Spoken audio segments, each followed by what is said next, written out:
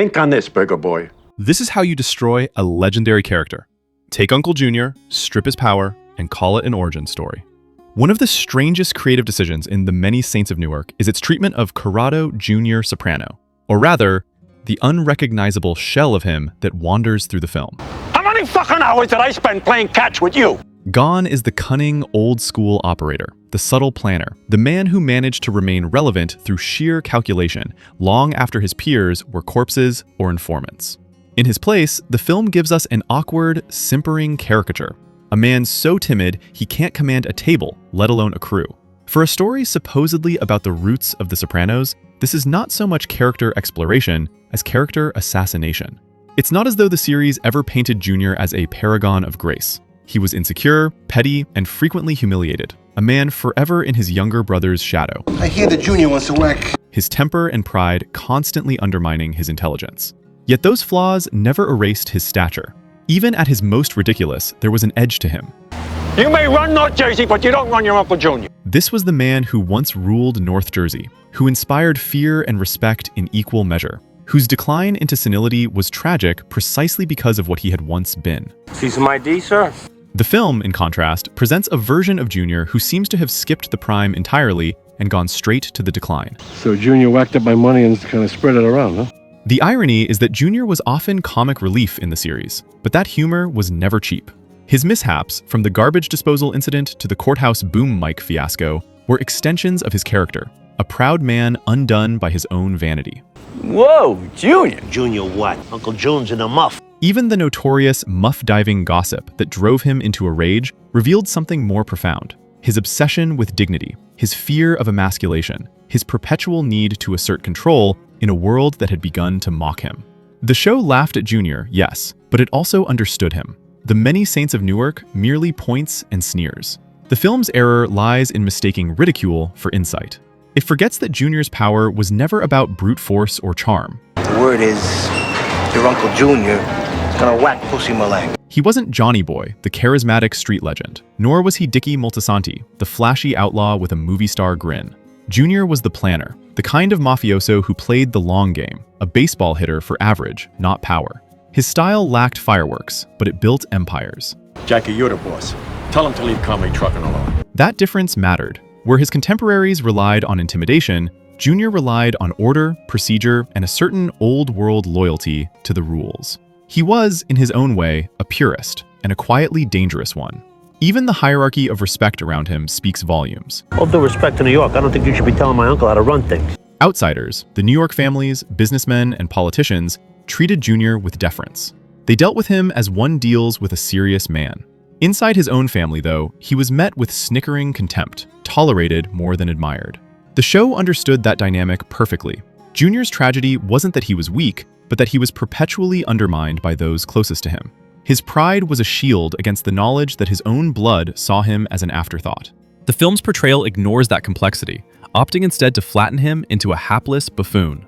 Fucking Uncle Junior. What are you talking about, Mo Green? By the time he's sulking about Dickie's laughter, the viewer might be forgiven for wondering whether this is really the same man who once commanded hitmen like Mikey Palmisi and Bobby Bacala Sr., the latter being so legendary that even Johnny Sack remembered his name. Oh, that's all, so you didn't have to worry. Everything's taken care of. This, after all, was a boss who ran serious operations. Comley Trucking, the Bloomfield Casino, multiple unions, a stock scam with the Bariz crew. He says it's a broad indictment that sounds better for the feds than it really is. A calling card racket, and even an international car theft ring he personally founded in 1961. My car operation. Lose the miserable puss, it's mine now. Junior wasn't some second-rate schemer bumbling through Newark nightlife. He was a seasoned businessman, a man who once sat at the executive game alongside Frank Sinatra Jr. and other friends of the family. What the movie presents, then, isn't a younger Junior. It's a broken echo of the older one, stripped of menace, stripped of intelligence, and stripped, most damningly, of self-respect. The choice would be defensible if the film treated it as tragic, a portrait of a man becoming what he fears. Instead, it plays like unintentional comedy. The writers seem to have confused early years with infancy. Of course, the script tries to justify its version of Junior through the familiar line that he always lived in Johnny Boy's shadow, always nursed insecurities that would later bloom into paranoia and bitterness. True enough, Junior was never the handsome or magnetic one. His envy was as constant as his high blood pressure. Yet the show's brilliance lay in how it allowed both truths to coexist. Look at her like that. Mario Lean. He was petty and formidable, insecure and capable, ridiculous and ruthless.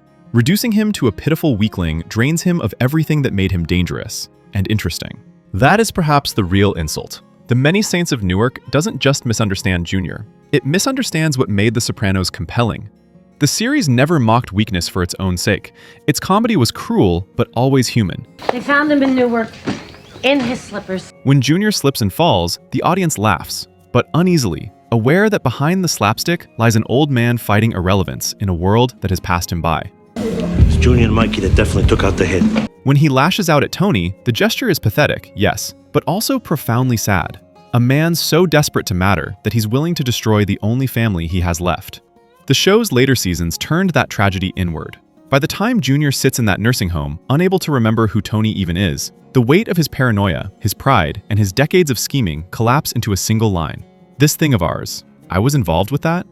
It's one of the most devastating moments in television. A man who spent his life fighting for a crown that, in the end, he cannot even recognize. The Many Saints of Newark, by contrast, gives us the same man as a cranky uncle who can't get a date. To call this revisionism would be generous. It's more like narrative vandalism. The film's creators seem to believe that stripping every character of depth automatically makes them realistic. It doesn't. It makes them hollow. Fucking manners, please! Junior's genius lay in contradiction, the mix of fragility and ferocity that made him both laughable and terrifying.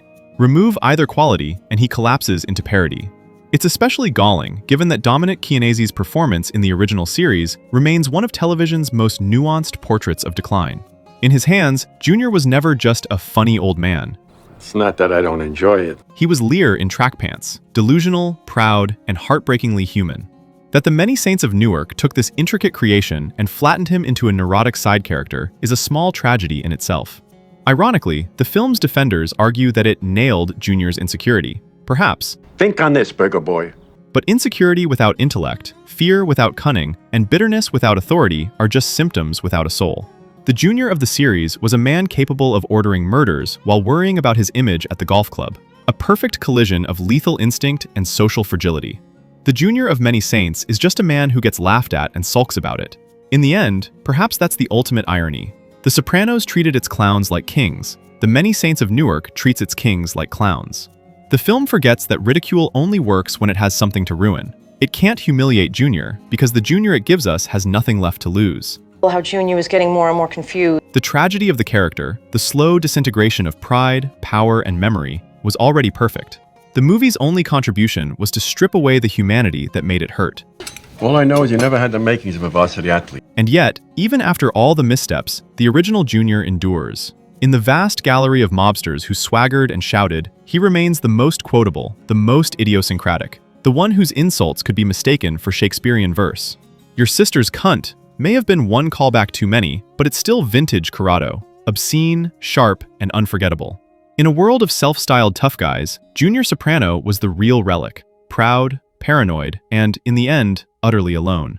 That's the character the Many Saints of Newark should have remembered. Instead, it buried him alive and called it an origin story. Junior deserved better. This channel does too. Subscribe.